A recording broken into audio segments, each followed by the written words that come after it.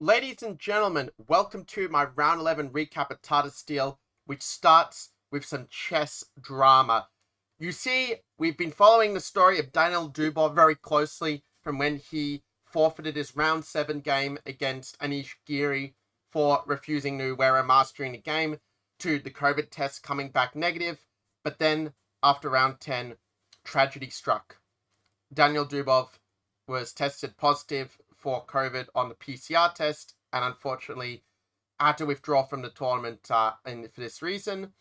And that meant that we already had our first decisive game even before the round started, as Richard Rapport was the benefactor of the round 11 win, and also round 12 Prague's getting a forfeit win against Dubov, and in round 13 Carlsen has got a forfeit win against Dubov as well, meaning that now the tournament is really interesting, right? You have Carlsen already with an extra win, getting him close to first place, but same with Richard Rapport. So how does the standings look after a round? Well, you'll have to watch the video to find out. And as you guys know, well, I'm very busy with my business. I've actually got a call in 1 hour from the time recording this now. So if you want to support me, then definitely smash that like button. It really helps me to achieve my goal of helping over 500 chess experts, i.e. chess players rated over 2,000, to become chess masters in 2022. And also subscribe. It's the easiest way to improve your chess. Now, we know that Rapport got 7 out of 11 thus far because of the forfeit win, but what about Magnus Carlsen? How did he do in his game against Vidit? This is the first game we're going to look at, and I don't have time to analyze the full game, but I'll show you the opening moves just quickly. Knight f6, d3, knight c6. So transposing back into an Italian game, but with 2 bishop c4, you're avoiding like the Petrov, for example. So bishop to c5. And now Carlsen plays not the usual castle, c3, and this kind of modern Italian setup, but he plays it in the pianissimo style with knight to c3. And you may recall this also happened in the Esipenko-Van Foreest game from a recent round, but instead of going bishop e3 like Esipenko did, Carlsen goes for a somewhat more patient approach, going h3, if castles g4, this sort of thing. So black goes a6, also being flexible, not won't allow any knight a4 attacking the bishop, and a4 has the same idea, stop any knight a5 shenanigans. And then now after d3, this is when Carlsen decides to play the move bishop e3. And I think this was a very targeted choice against Vidit because, well, after takes, the structure itself is not, let's say, anything special, like it's in a balanced position. It's also a relatively simple and safe position where, Carlsen, with a draw, would still keep the outright lead in the tournament, at least assuming that Giri didn't win against Van Foreest in a game round 11 that we will be looking at a bit later. And so a draw kind of fit with the tournament standings, and then it would be free as if takes, and we're going to see, I think, a somewhat related structure in the game, but you can see that white does have an improvement in structure. It's a very chunky pawn structure. Yeah, there are 2 sets of doubled pawns, but at the same time, they're not really weaknesses, right? Because they're all unite in 1 pawn front. It means white has a nice open b file for the rook, a nice open f file for this rook. And black doesn't have any open files for his rooks either, so that's what gives white a very nice advantage. Game in the end went castles, and I wish I could explain these moves a lot more deeply, like probably knight a5 and, just making structure symmetrical-ish would probably be the way to try and make it a boring draw, but Vidit decides to go.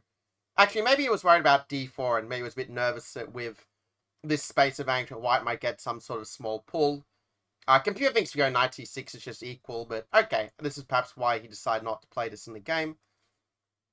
So knight d5 is played, trying to unbalance the structure, and I think that Carlsen was probably quite happy to see this, as after queen d2, again, instead of taking and helping their pieces get to more active squares, we keep the tension so that if they take us, then our queen goes to a better square, pressuring the pawn with a recapture.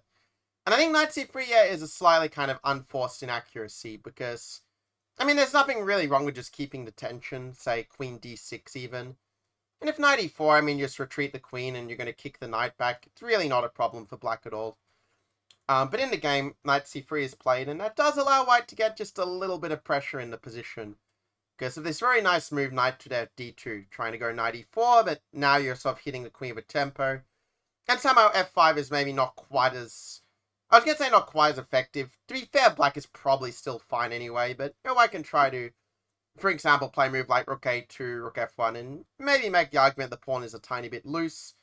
Because if black has to play a move like G6, that does weaken the king a little bit, right? But Carlsen decides to go Bishop B6 and do what he does best, which is grinding out wins from very equalish kind of endgames, squeezing the blood from a stone. Or I think one of my students had this really good metaphor, actually, of like squeezing the sweat from a rock, I think, something along these lines. Kind of guess the American way of putting it, a phrase. So after BC4, you have this very interesting structure, right? Where clearly the structure is quite imbalanced, so it does give some scope for the stronger player to win here. But at this point, I did have a very genuine question of, well, yeah, you have the unbalanced structure, but like without a pawn break, how are you going to win from this position? But Carlsen weaves some of that Norwegian magic from here, so let's see how he does it.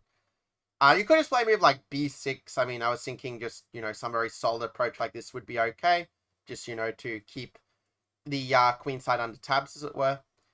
But Vidit goes for a very direct approach of E4, and this is a very reasonable pawn sack, actually. Because if D4, the idea is maybe not so much to take, although probably this is fine as well, but you could even throw in the move Rook A to D8 also, and, attack the knight, and if white defends, like Fe4, and yeah, you can take the pawn, but the rising structure is so weak after this that the position is just basically equal at the end of the day. So, in any case, the game went D4 instead, Carlsen wanting to keep his structure more united, as it were. Computer wants to go knight B4 and B5, very computerish things. The move F4 played by Vidit seems a lot more human.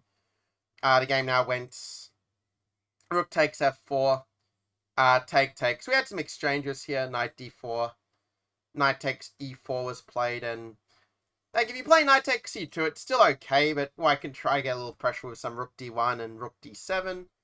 So instead of that, black goes knight E2 and grabs some more healthy pawn in white's camp. And so this endgame is basically still equal, but the thing is that after b6, c5, white is undoubling the pawns here. And if you take, knight c5 and suddenly, there is some actual pressure on a6, like black is not 100% equalized in that case. Now here, Vidit played Rook d8, Rook f8, which I think is perfectly fine. The more computer-like approaches go b5 and sack the pawn, but kind of say that it's a double pawn, and so it doesn't really help that much. Black ends up playing annoying moves like Rook a4 and try to get back. There's like a very direct way to play for equality, but it does require some very good calculation to back it up to see, for example, white doesn't have some Rook b7 just grabbing the c7 pawn or something. Well, in the game, black goes Rook f8. We have captures. Actually, I thought maybe knight d5 was another way to take with the knight, but black goes cb6, and given that knight d5 is still in reserve as a discovery, this is still fine, but we also see after c4 that there is a little bit more pressure mounting on black's position, at least on a practical level. Earlier, black had many moves he could play that would maintain the balance, but now if you don't find exactly the right move, white might actually get some kind of advantage here. And the fact you have the knights on the board definitely increases the winning chances for white, yes or yes. So I think that the move a5 that the computer recommends is a very difficult move to play. Because, yeah, you are leaving b6 a backward pawn, but what is more important is that you are preparing to put the knight on b4 to defend that weakness. It's only a weakness if you can attack it, true or true. And if white moves the knight, let's say, so I should say move the king with king g3 to get out of a discovery and threaten this. Well, then black can go knight e2, attacking the king, and then rook c8, attacking the pawn.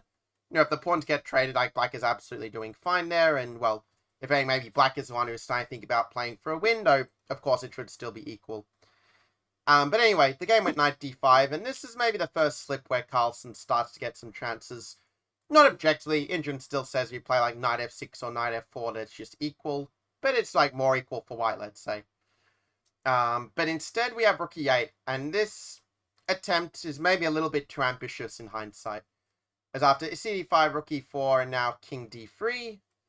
The problem is that this d pawn is actually not that easy to stop. Because if you play rook f4, which is the suggestion of computer is the only way to stay in the game, apparently. Well, white goes g3, and, the rook is now in quite a passive position. This majority is not really becoming a passed pawn, true or true. While white can play moves like king e4, or even rook c1, and think about trying to get in rook c6 and support the passed pawn. or something like rook c7 to cut the black king off. I mean, it's probably still holdable for black, but black is under a lot of pressure, and if he doesn't find exactly the right moves from this point, he's probably going to lose the game. So you could say a clear advantage for white for sure. So to move rook a4 in some ways is more principled, trying to be up a pawn, but maybe what Vidit had overlooked, and that Magnus subsequently saw, is that after d6 and king f7, the king is actually not catching the pawn, despite appearances. And that's because, as Mark Veretsky said in his famous Russian accent, we cut the king off. Rook e1, threatening the queen to pawn with d7, d8. How does the rook catch this pawn? Rook a3 doesn't help because of king d4, so black goes rook a5, trying to go rook d5. White covers with king d4. The rook goes back to a2, trying to check from behind and go for some weird, perpetual sort of thing with, king to d3, rook a5, back and forth as such. But the king, of course, presses on. King to d5, rook d2, and you can see how the king is just perfectly poised to support that pawn's advance. And now after b5, we come to really the key moment of the game, and I was considering just to show the position just from this moment, but I think we learned a few interesting things from the earlier moves game as well. And here's your chance to improve on Carlsen's play. What would you do here if you were in white's shoes? So in the game, white played a move d7, which is a very human move in the position, but it turns out to only lead to a draw, for reasons I'll explain quite soon. But the winning line is not so easy to see. Like, Carlsen admitted afterwards he didn't really consider the possibility so much in the game. Because King might also move 36, and the players are a bit low on time, with the time control being at move 40, right? Where you get the extra time on the clock. So white goes rook e7, or rather it's what white should have played. And you might wonder, well, why do you play rook e7? Like, what if king f6 and you still can't push the pawn because the rook is on? But now a really beautiful move of rook to e4 comes into play. And the idea of rook e4 is that you're it's not just like building a bridge to Lucina, it's actually a little bit different to that. The idea is that you are stopping these pawns from advancing. It's very important not to let black go b4 and get counterplay of his pawn. We'll kind of see why in the game a bit later, but the thing is, let's say if black plays, I don't know, a move such as king f5. Well, then white can go rook e8 and just queen the pawn with the support of the rook, as it were. Black giving checks is not really going to change that much at the end of the day. Because the king can always hide as a shield again in front of the pawn. And if black plays some move like, let's say, a5, trying to get the pawns moving and hoping for just a simple exchange, I have a feeling maybe this is a line that players were nervous about, but d7 I think is just winning here. Again, just with the idea of playing rook e8 and just queening the pawn, and somehow black is just not in time. Like, you go rook c2, white can just take the pawn and then go back again as needed. Or if you play, let's say, some other move, white's just going to go rook e8, queen the pawn, and yeah, basically this is just going to be winning for white. You can always hide the king in front of the pawn Lucina style, and then when you do get some position like this, I mean, you're going to, be able to play like king e8, and that's going to allow you to get through, or, in the case of king f7, rook f4, and yeah, again, your king gets out, and then you just win, basically, with queening the pawn. Or I guess a good example being this is a good example of the Lucina method for those who don't know it, actually, like king d6. You do a little walk or a little jazz dance with the king, so that eventually, you can block with rook d4, and then your pawn is free to queen. So that's the winning plan, and you see how the Lucina position, even though it's not exactly the same position with some other pawns on the board, still the same ideas can be adapted in a lot of different situations to win a rook endgame, true or true. So that's why you've got to know that theoretical position in particular. The difference after d7 that Carlsen played in the game is that rook c2, basically white thought probably could do the same idea, right? To go like king d8, maybe kick the king out, go king e8, king e7, and kind of win. But here after b4, white is just a tempo too slow, because black has his own counterplay of trying to queen his own pawn, right? And let's say if you were to play to build a bridge Lucina style with, let's say, rook f1, king g6, and you play rook f4, for example, with the idea that after b3 you go king e7 and you're ready to queen the pawn. The problem with this is that after rook to e2, black can actually just keep giving checks, you see, because let's say you go king e6, well now, for one thing, black can just go b2, and then it might be white who is losing in that position. So white is just like one tempo too slow, or two tempi too slow to kind of get that pawn queening. Whereas when rook is on e4, it was stopping the black pawns moving and giving white the time he needed to essentially play d7 and get the king to d8 with a tempo. where black's pawns are like a key tempo or two slower in the race, allowing white to win. So in the game, white goes Rook E7. He tries to do the same idea that he should have done on move 36 with trying to stop the pawns advancing. But by this point, the black pawns are far enough ahead, and the game did end in a draw pretty soon. I'll just play the final moves very quickly, because neither player really made a mistake from here. Rook E6, B3, Rook F6, and yeah, in the end, it just ended up being a perpetual check and a queen endgame. So King E7, Rook to E2, Rook E6, and yeah, black is happy to trade the rooks, I should say, because after B2, we see that black queen's just in time to be able to draw. And after Queen C7, King G8, it's an obvious perpetual, so the players agree to draw at this point. So this is a game where, if Carlsen had won it, then he actually would have guaranteed himself first place in Tata Steel, actually with 2 rounds to spare, as it turns out. Because after this round, he is half point ahead of the pursuers, but keeping in mind that he has that 4th win against Dubov, that means he needs to basically either win the next game in round 12 in order to secure the tournament victory, or if he draws, then, he has at least equal first, but then one of the other pursuers could catch him. So let's go into the next game I want to share. And this one, I think, is really the game of the round between Van Foreest against Giri. You can let me know in the comments below, what's your favorite game from this round. But I have a feeling for a lot of you, it's going to be this one. Because Van Foreest played very, very creatively against Giri, and definitely, he got rewarded for it in the end. And I think you probably noticed that, Van Foreest being the most, maybe, I guess, inconsistent, or if you want to reframe more positively, fighting player in the tournament, having a lot of wins, but also a lot of losses. If he, let's say, replaced all loss with draws, then, he would be right up there with Magnus Carlsen in the standings. But as it was, he played not one of the usual moves like E3 or Queen C2 or even the mock line with F3, but he played the same issue with A3. And this is a line that, used to be considered just quite bad, because after B6, black can very easily pressure the pawn on C4, right? But then in the last, let's say, 2 years or so, this trend of F3 started to come to the fore after Carlsen won a few blitz games on chess 24 of it in early 2020. Carlsen, of course, he mainly plays on, he used to mainly play on chess 24 a couple of years ago, because it's the website, the chess server more precisely, that his company Play Magnus owns as such. So now he plays on Lead Chess, but he doesn't play on chess.com because a direct competitor to chess 24 in that regard. Anyway, the game went knight c6, e4. Black can also play c5, but yeah, in that case, probably it's better if you went c5, and you can play in a kind of Hubner style, but there were some games in these lines, I remember there was a game, for example, I think between, who was it? I think it was between Vityugov against Grigory Oparin. It was the round 10 of the Grand Swiss the FIDE Grand Swiss tournament.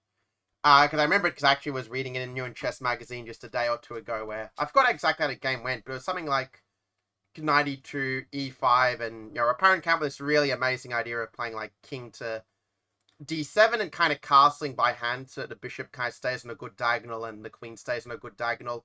Really quite amazing, and Oparin ended up being rewarded with the win that also led to him qualifying for the FIDE for the Grand Prix series of tournaments that are meant to be starting in February. So that's kind of keeping you up to date on the chess news, but let's see how the game went. Knight c6, and I guess the idea of delaying b6, you try to attack this pawn on c4 a bit more quickly. But white has ideas as well. A move like c5 I think would be very much in Van Foreest's style, just sacking the pawn to open up the play for the bishop pair and get some initiative. Because he used a very similar sacrifice against Ganguly in the FIDE Grand Swiss to win a very nice game in a Mykonos system, with 3-4 sort of stuff, when they try to play Nimzo. But anyway, the game went bishop d3, and he decides to play it more naturally, just queen e2, defend the pawn. Now, this doesn't really give black the option knight b3 to, exchange off white's bishop pair, which is one of the advantages for white in such a position, right? But white also has a very big space advantage, and I do think that with e5, f4, and this kind of thing, that white would get a pretty strong initiative. So I think that, the move of c5 is probably the best one, where you kind of say, well, I don't really care if you go e5, because I just will bring my knight back to g8, and, can still play to attack this pawn on c4 and still develop your pieces. It's very interesting play, and I'm sure that Van Foreest did have some ideas here, even though computer is saying that white is that black is a little bit better. I mean, of course, you're also not forced to play e5. Probably intend to play something like knight h3 and to kind of focus more on preparing f4, f5, and maybe keeping this pawn at home for a little bit of time. But anyway, the game continued with d6, which I think is a little bit of a concession. Maybe Giri was caught a little bit off guard by this line. He probably wasn't expecting the same issue, as it were. But after f4, black goes queen d7, and I mean, the line that computer gives here, I think, is very computerish. I think it's very hard to play this sort of thing in an actual game. Because you think about playing a move like d5, like, you just play d6 and move goes. It's like, why would you play d5 from a human perspective? But computer points out this very amazing idea of playing now queen to e7, saying that, you know, you're threatening to take back on d5 and hit the pawn, and saying that also if white does try to hang on to the extra pawn, as it were, well, basically, black gets the pawn back and ends up, you know, basically being in a playable position because of his good hold over the light squares, which kind of compensates white's extra space. I mean, it's a position the game goes on, but yeah, it shows why this is a very good preparation of Van Foreest, because if you haven't looked at this with an engine beforehand, you're not going to play d5 here in general, because it requires you to already admit that you're fighting for equality, and that's hard to do when you know that 4a3 is objectively an inferior line, as a top theoretician like Giri obviously knows. But yeah, here is a little bit caught out, and after queen d7, this is how he played it, trying to win that pawn on c4. But the thing is, normally in the same issue, the knight ends up on e2 castles, and you can't really defend the pawn properly.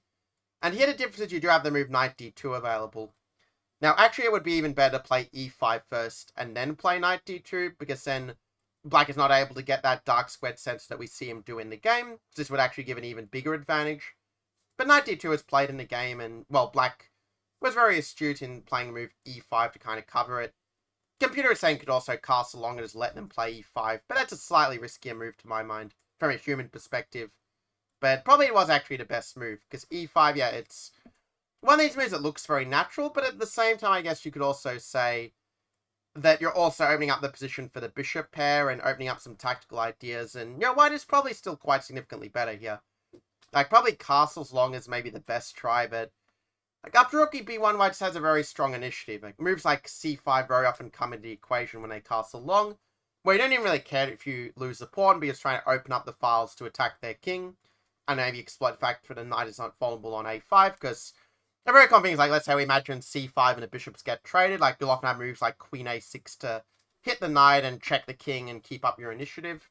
It's a very, very nettlesome pin for black. So black castles instead.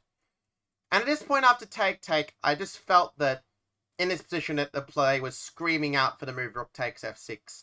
And so, no, this is not because the engine was saying so. Actually, with a sort of weak chess 24 engine at its depth 20, you know, it was like, you know, you have chess 24 engine, you know, meek little, you know, Doge, like, being really quiet. And then you have, like, chess 24 on my supercomputer cloud engine, like this, super strong. I would stand up a lot taller, but then, you know, you would see my, my large stomach, and I would prefer you just see my face. Anyway, what's the reason that rook f6 works? So after g takes f6, the idea is you play queen f2, attacking the weakness. I mean, just look at this. Like, there are no real pieces defending the black king. They're all off on some vacation or such. I don't know, they were protesting that the king wasn't paying him enough for their work or something. Anyway, in the game, well, not in the game, but the point of the play is that if black does play queen d1, you just go bishop d1 and say, or actually not bishop d1, actually this actually is really difficult. Like, I can't really blame Van Foreest not finding this move, because, yeah, I think if you don't see this, it doesn't make sense to play rook f6. Because if you go bishop f1, the queen kind of comes back and black is in the game, but knight f1 is what the computer comes up with here. It's like, you know, intuitively you feel like rook f6 has got to be working, but it's hard to play in a game if you can't kind of prove it, right? So yeah, you end up sacrificing the bishop as well, just to be able to pile on these dark squares. But here, like, queen f6 is actually not winning here, because I believe black can just take on e4 and take on bring the queen back to g6 to avoid mate.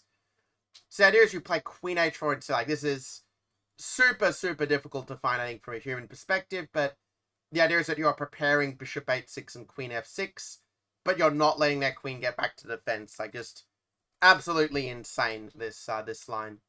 And if they play, I don't know, some move like h5, trying to, you know, deflect the queen to get back, you know, you go bishop h6 anyway, and this is just insane. King h7. Here, you have this move knight g3. Again, like, just, if you see all of this, like, in an actual game, like, I think you're gonna have to, like, take a, electronics test to see, what is on your person, like, what mobile phone you're using or whatever, or what computer you're using. But yeah, the point is that if they take, you just go, like, queen h5, knight f5, queen g4, queen g7 mate. It's all very forcing, so it shouldn't be too hard to visualize those moves.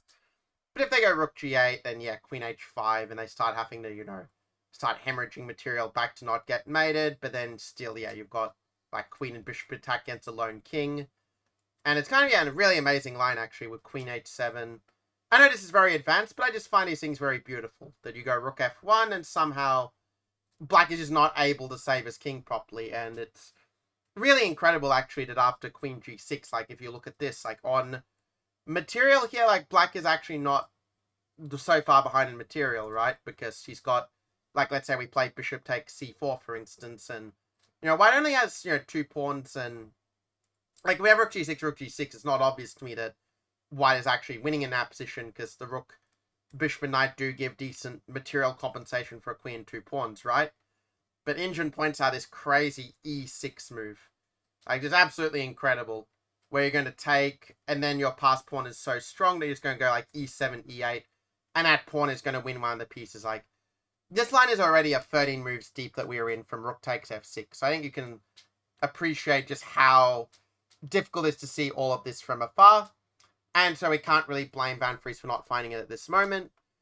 But he decides to go rook b1. And, rook b1, it's the second best move in the position. Granted, if black were to play rook a to e8, probably, position is not so bad. Because the key difference here is, like, rook f6 is not as effective when, when I can play rook e6 and defend the pawn, right? This is a pretty big difference. But after c5, that's what Giri played. Maybe nervous about rook b4 or c5. And now Van Vries has a second chance. Actually, c5 in some ways is a bit of a weird move, because even if Van Vries doesn't play the move you did in the game, you still got a pretty good position. Like, if you play knight f3 and take this pawn, you're still much better. But rook f6, I mean, you're playing for the crowd, challenging your inner Mikhail Tal. Well, actually, really challenging Mikhail Tal isn't meant to be like the queen sack according to the memes. But maybe Botez Gambit fits better for that. Anyway, the game here saw white play queen f3, and yeah, queen f3, I mean, is a pretty natural move. You attack the pawn. But it is true that it's not the absolute best one. Again, computer comes up with completely insane ideas, like playing knight b3, where you sacrifice a whole piece just to go bishop h6 with tempo, like, completely nuts. Like, you're down a full rook, and somehow white is much better, because they just can't defend this pawn in a good way. Like, if they go queen c6, you end up playing, like, bishop takes f8, or let's say d5 first, take, and yeah, you end up getting all the material back and being much better because these pawns are weak, and you have, like, a4, a5 to make inroads on the queen side and create some additional weaknesses. But yeah, like, knight b3, like, even to consider this move, like, is very difficult to do. But then when you do see it, like, the lines are actually kind of forcing in a way. But anyway, I don't really blame white for not finding this, especially when some other moves like queen f3 are also very good. So we have queen to c6, the queen goes back, and we kind of get, yeah, a similar kind of position to that variation I just saw, but with the difference that, yeah, you are down in exchange, but your knight is coming to f5, which is just an absolutely juicy outpost for that knight.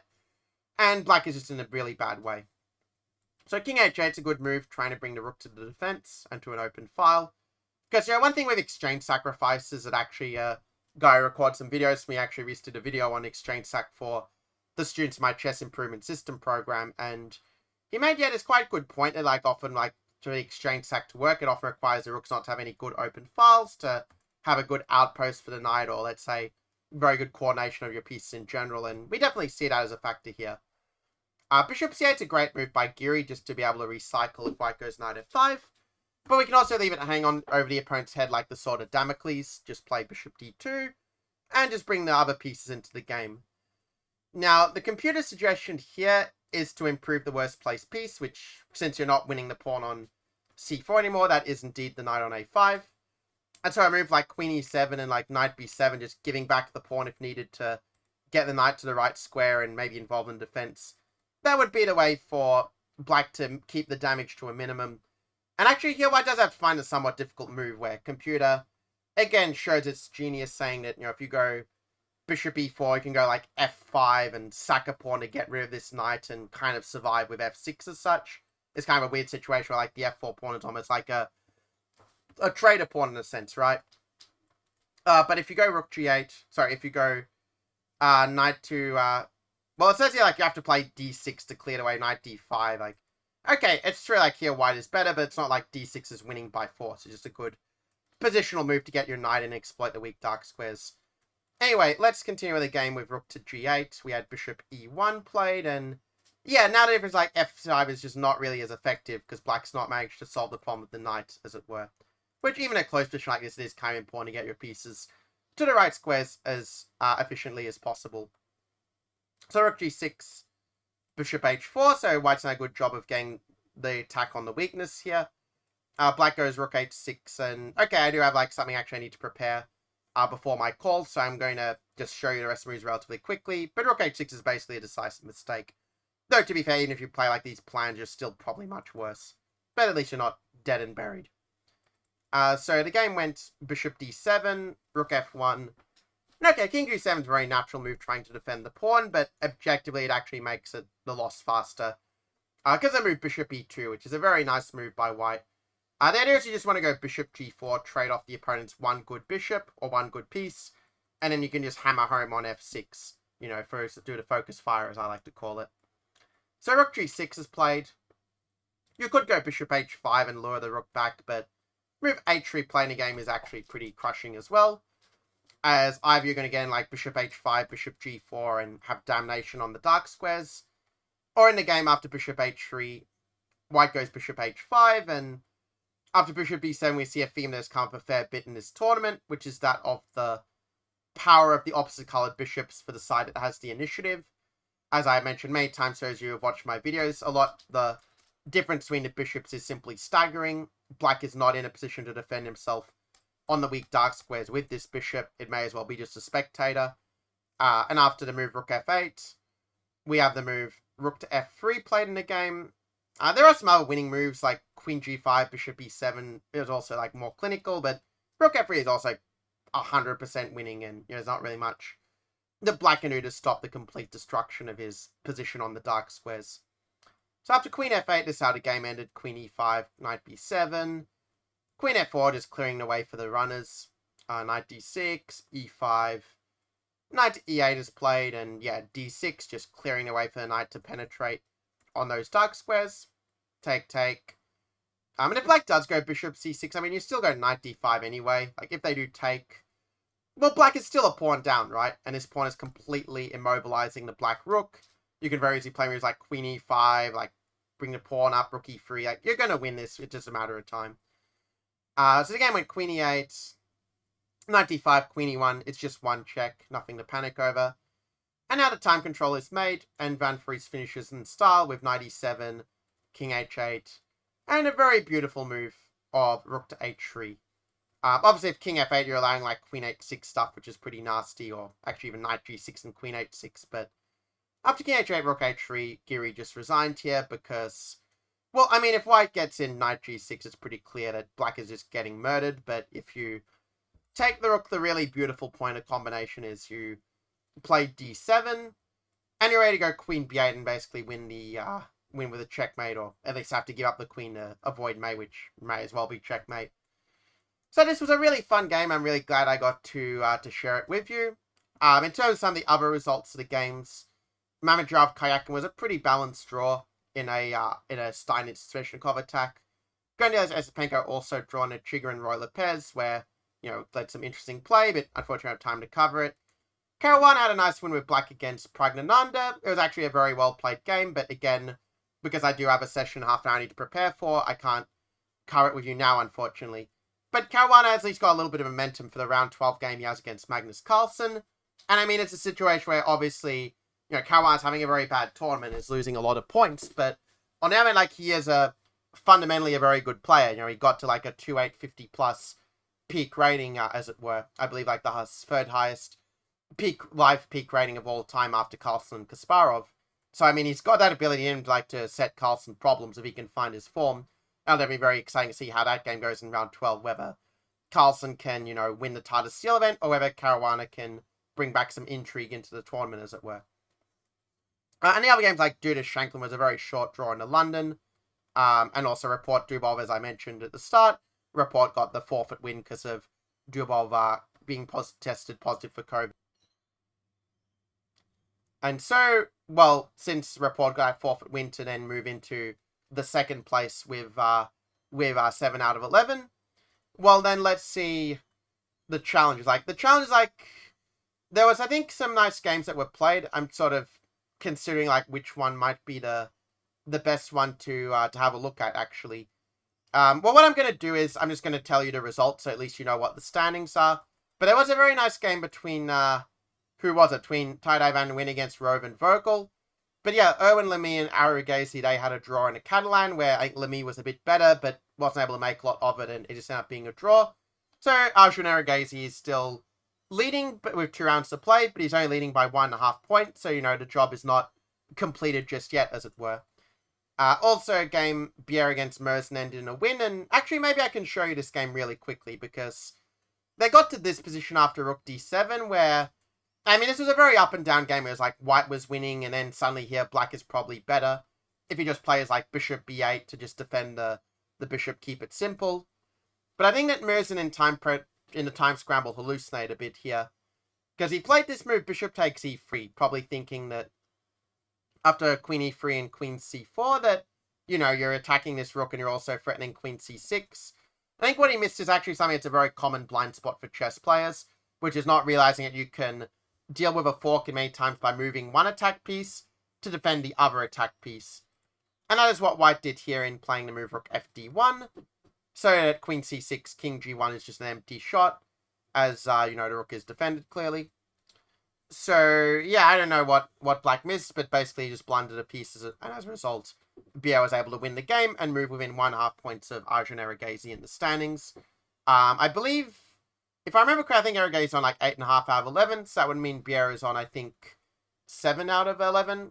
I've kind of forgotten whether it's 9 and 7.5 or whether it's 8.5 and 7, but, in general, it's a 1.5 point lead, as it were. This other game between Nguyen against Vogel was a very interesting game where you had this 3 versus 2 endgame where, how to say, basically, if Black defends correctly, he just draws it, but somehow I was able to keep grinding, just keep pressing, and eventually I was able to squeeze the blood out of the stone and actually win the game.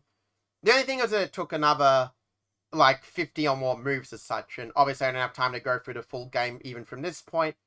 But maybe I can show you kind of from the position I got, White ended up getting this very nice structure with F3, G4, H5, which is obviously a big improvement.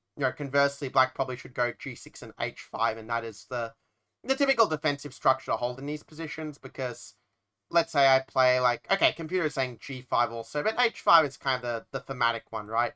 Because that way when White tries to push the pawns, you're going to just be trading. So for White to get a pass pawn, he basically needs to trade off virtually all the remaining pawns. So if you get, let's say, 1 versus 0, the knight can, in the worst case, sack itself the remaining pawn, and knight and rook versus rook is just an ironclad draw in 99% of cases. But instead, yeah, Black relied on a very passive defense, just solely maneuvering the pieces, and that ended up being a mistake here. Because now the G7 pawn is fixed as a weakness, and White is able to try to advance these pawns forward without necessarily allowing bad exchanges in a sense, or at least exchanges are good for Black.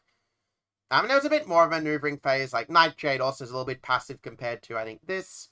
And White went Knight E6, and you could play Knight G6 as well, which might actually be a better square for the knight, because maybe what White want to avoid was something like Knight E7. Probably Nguyen realized that, trading off the knights would just be an easy draw for Black with 3 versus 2, at least at this moment. But White could also go Knight E5, and, the knight is just on a very nice outpost. You can go, F4 to anchor the outpost. That's the way that I would have played it, but we had Knight E6 in the game, and I'm going to fast forward a little bit just to kind of get to what I feel is the critical moment where it went from being, let's say, a kind of draw objectively to being a win for White. Again, if then the rooks get traded, it becomes much easier for Black to hold, because Black can kind of just sit on the position and not give the White King an easy way to penetrate. So it's kind of an unusual case, because I believe if the rooks and knights were traded, the pawn ending here would be a win, but with only knights on the board, the margin's not enough, and Black can still hold the draw. So White goes Rook E6, King F7, Rook E3, threatening a little cheapo with Knight E5, but of course the Rook was under attack first. So rook d6. So now white comes up with the right plan of knight e5. And after a little bit of a maneuvering phase, we're getting the king up to f4 and then to f5 from here. So, I mean, objectively, black is still holding, but you can sort of feel that white is just steadily advancing and improving the position, and just sit and let them do this is psychologically very difficult. So, knight c6, rook e8. Yeah, white goes to knight d4, which maybe objectively is not the best winning try at this exact moment, but it's definitely the idea of trying to change yourself and attack the weaknesses is something that could catch out the opponent. And, well, actually, maybe I'm not giving white enough credit, because now the computer is actually starting to wake up a bit and realize that, okay, maybe, you know, white does actually have some winning chances. So, okay, knight h7 is a good defense to meet knight e6 with knight f8 and trade off the knight, or at least offer to trade off the knight. So white goes rook a7 first. And here black plays knight g5, which I think is actually a very good move here. Because after f4 and rook f8, suddenly, you know, the white king is a little bit awkwardly placed, right? You know, king e5 is played. Apparently, actually here, this was a critical moment of the game, where black finds this very nice idea of playing rook e8. Obviously, king f8, 5 rook f8 is a repetition, right? But the idea is that after knight e4, that knight e6 is actually not as scary as it looks, you see. So after knight e6, the point is that you can play knight to f6, king d6, and, okay, you can't, let's say, defend the pawn on g7, but you can kind of sacrifice it with king h8. Like, very amazing move, like rook g7, you've got rook e6 to win a piece with a tactic. But if knight g7, you just end up playing, like, knight e4 back again, and basically, you know, if king d7 or king d5, you just give, like, check back and forth.